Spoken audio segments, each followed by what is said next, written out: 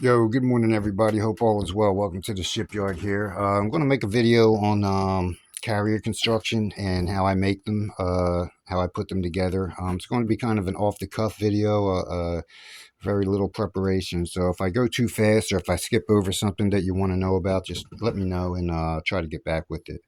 So I have two here, USS Kitty Hawk and the USS Saratoga. They're both built to approximately 350 scale, which is a smaller scale than I usually build in. But just because of the sheer size of the carrier, these things are, they average out about 36 inches long for these larger, more modern carriers, and about 10 inches wide. So they take up a lot of room. So if I was to make them in the same scale that I build the other ships, the frigates and destroyers, they would be pretty huge. They'd be about 5, maybe probably about 6 feet long. So I don't have any room for that. So I don't know how many. I think I've built maybe 3 or 4 carriers, and each time I try to make a little improvement or come up with a new idea, maybe to get something done a little bit more efficient or a little faster. But for the most part,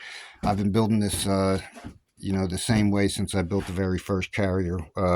And I'll go over anything that different. The main thing is just the materials. When I first started making these aircraft carrier decks, I was using these little pieces of hobby-sized plywood that I would get from Walmart. They were like about 4 by 6 inch rectangles or something like that, and I would cut them all down. And the positive about them was that if I made a mistake, instead of having to get rid of the whole piece, I could just remake that one piece I needed to make. So the negative of it was it was a whole bunch of, it was like a jigsaw trying to put these things together. However, they were actually more stable as far as warping. And I'll explain something here. Once I get this thing flipped over, you can see what I've done. So instead of using all those little pieces of wood that I was using, I decided to just go ahead and give it a shot. So I made up some templates, and now I cut the flight deck out of one piece of plywood. The only problem I have with them is that they occasionally, they tend to warp a little bit. So not uncontrollably, but you'll see what I've done to, once I get this thing flipped over, you can see what I did to try to control the warping on them. So, and also once you get all these little side pieces on and everything, that kind of makes everything a little bit more stable. So just starting with the island structures, I generally make them out of popsicle sticks, some 1/8 by 1 inch material, and none of this is glued together, so it's probably all going to fall apart. But and also just some various, solid pieces, whatever you got lying around that you can form into the shape you need. I kind of keep them hollow because on some of these ships I got to run wires and lights through, so it gives me a place to keep the wire. They do come separate off of the flight deck through a couple of holes. And depending on, like I said, if it gets wires or not, there'll be some more additional holes later on I'll get drilled. But for the most part,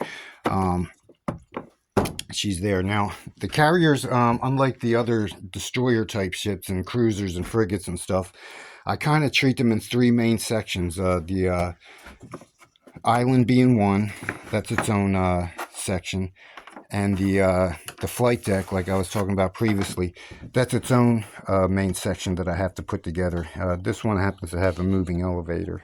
I can do the elevators as long as it's in the back here. Unfortunately, on the Saratoga, it's in the front because I can only do it on one side due to structural stuff and whatnot. So anyway, like I was saying, the flight deck is also treated as its own separate part. Now, let's get it off. Try to get this thing off with one hand. It's a little easier with 2. So we'll flip it over and you can see the bottom. So here's the bottom of the flight deck. And what I've done to try to keep the warping down is I added these blocks, which also align it when you put it down, which also align it and keep it straight so I don't have to keep fidgeting around. And what I'll do is, what I have done is on the bottom of this hull, you'll run 3 screws up through here, and that will secure the deck much more firmly in case it warps a little bit. I mean, it is wood. It's subject to humidity and stuff like that. The parts grow and expand, so that's what I did to control that. So all the other previous hulls that I made were, you know, you just set the flight deck on and just it stayed flat, you know. But like I said, I was using a different material, and like I said, this one sheet of plywood, it's prone to warp a little bit. Like I said, not out of hand, but once everything's screwed down, it should stay nice and flat. So now as far as the hulls, I still make them pretty much like all the other ships, and let me see if I can get an example for you. Here's a Spruance class hull, and now this Spruance class, just to give you an idea of scale, this Spruance class is being built in a 200 scale, which is a larger scale than the 350 scale. So you can see, even being built to a smaller scale, these aircraft carriers are still much larger than a even a 200 scale ship. So anyway, it's still built in the same, what I call, composite construction. I just, you know, space out whatever I need. I think I keep them to about 3.5 inches.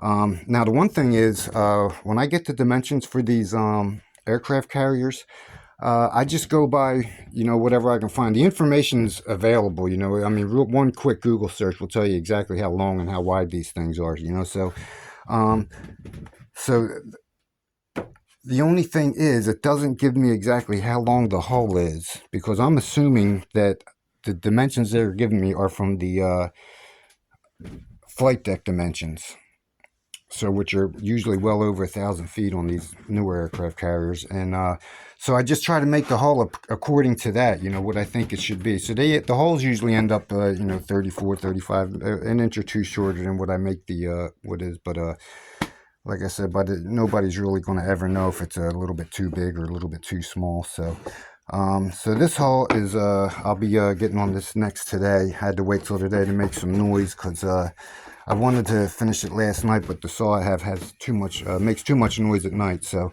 anyway, that's you know, basically the how the hull goes for these ships. Let me go put this guy back. And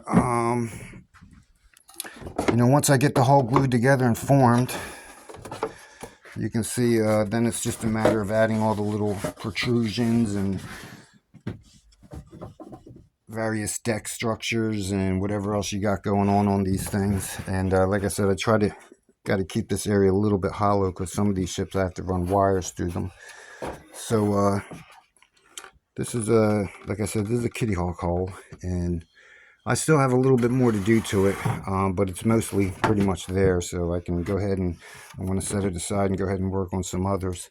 So you know, I guess that's about it as far as how these carriers go together. I know I probably glossed over a lot. There's tons of details I'm sure I'm leaving out, but like I said, if anybody has any questions about them, just let me know, and I'll try to get back in touch with you. So that's my video on carriers for right now. Just to give you an idea, this is a 350 scale model of a Arleigh Burke class destroyer. I didn't build it. It came like this. And this is about what you would, you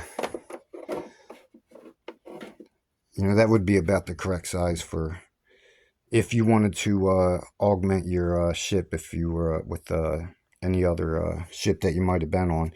Just find yourself a 350 scale model, which are pretty not too hard to find, and you can kind of put alongside your ship. So anyway, that's it. Let me get to work here. Hope you all have a good day. Talk to y'all later. Bye bye for now.